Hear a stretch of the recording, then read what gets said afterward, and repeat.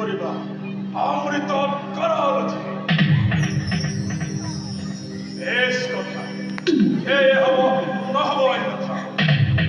তোমার কথায় খসা কিন্তু এই কঙ্খর মরণ জানু ইমান স্নেহ মমতা আদি আছে যত মানে বিহর জিলু সকলো সম্বন্ধ সম্বন্ধর না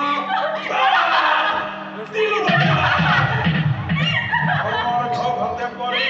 দৈবকী রশ্মি মুক্ত হব খোঁজামোর বিরুদ্ধ করি চির আনন্দ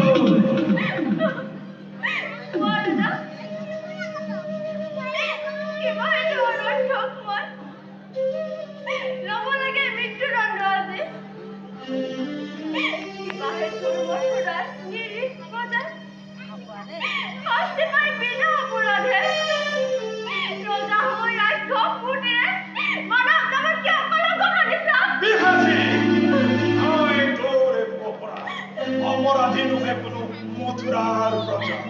যত মানে অপরাধ এই মূর্খ কংস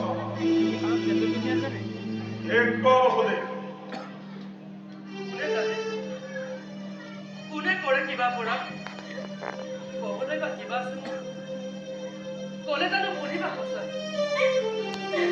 ৰজা তুমি সৰ্বশক্তিমান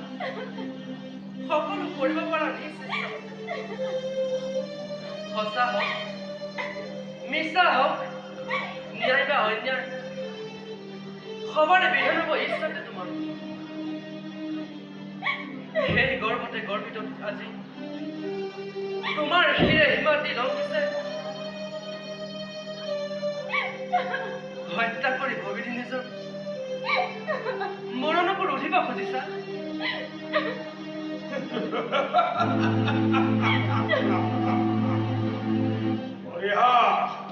পৰিহাস নালাগে কৰিব বিলম্বই মিলাই বুঝি তোমাৰ কথাই সঁচা ৰজা মই যেনে ইচ্ছা তেনে বিধা দৈবকী কৰিম সংসাৰ তাৰ পাছত চাম ভালদৰে দৈবকীৰ গৰ্ভজাত অষ্টম সন্তানে কিদৰে কৰিব এই কংস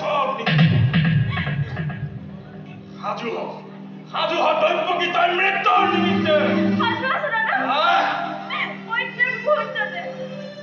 কিন্তু দাদা ৰূপ জানিবা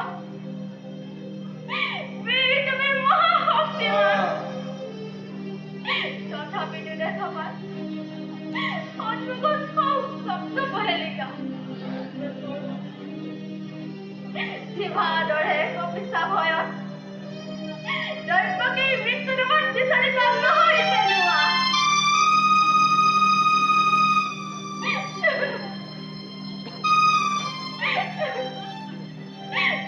যদি মৃত্যু মোৰ স্বামীৰ আগত তুমি হে মহাবীৰ জ্যেষ্ঠৰ হাতত দেৱতাৰ দান বুলি হাঁহিৰ মুখে কৰিম গ্ৰহণ।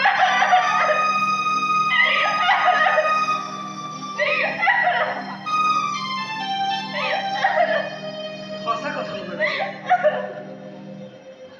এনে কাছে অতি অপূৰ্ণ নাৰী হত্যা ভগিনী হত্যাৰে কলংকৰ কালিমা খানি ক্ষেত্ৰীয় ৰাখি বিনা প্ৰয়োজনে তুমি ৰঞ্জিত কৰিবা এনে কাম কৰা যদি ইচ্ছা তোৰ যুগে যুগে জগতৰ বিৰল সমাজে শত মুখে কৰিব গঞ্জনা নলব তোমাৰ নাম লাজতে ঘৃণাতে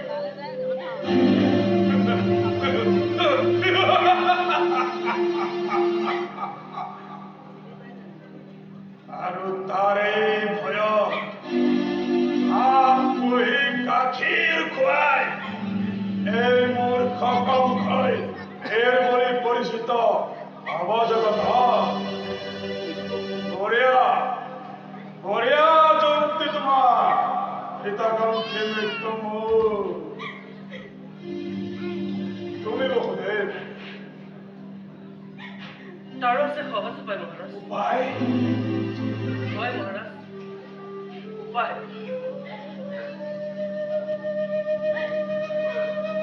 দৈৱকীও জীয়াই থাকিব তোমাৰ আছে একে অনিষ্ট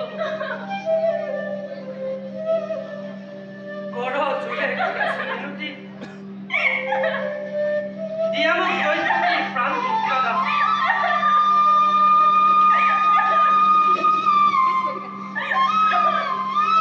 তাৰ পৰিৱৰ্তে মহাৰাজ দৈৱকী গৰ্ভজাত প্ৰতিটো সন্তান যি মুহূৰ্ততে ভূমিষ্ঠ হ'ব তাৰ পাছতে এটিকৈ আনি দিন তোমাৰ কোলাত হত্যা হবা তুমি নিষ্কণ্টক চিৰকাল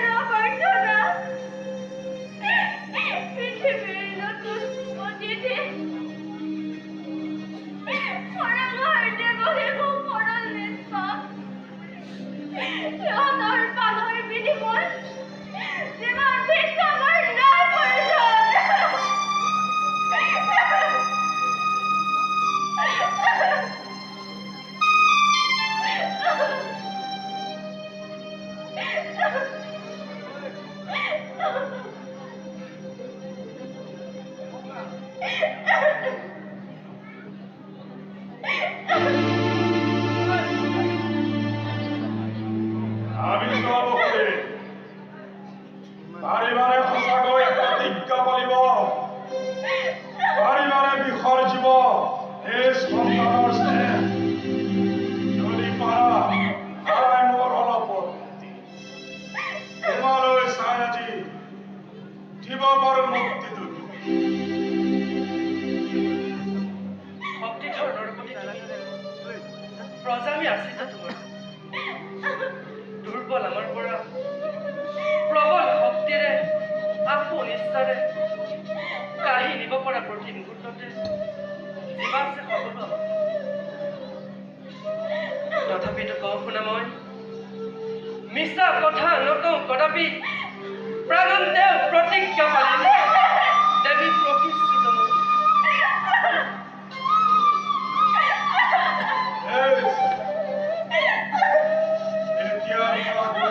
তোমালোক দুইজনে চাবলৈ স্থিৰ নেত্ৰে চিন্নশীল নিষ্সন্তানক পৰালৈ নিজকে প্ৰস্তুত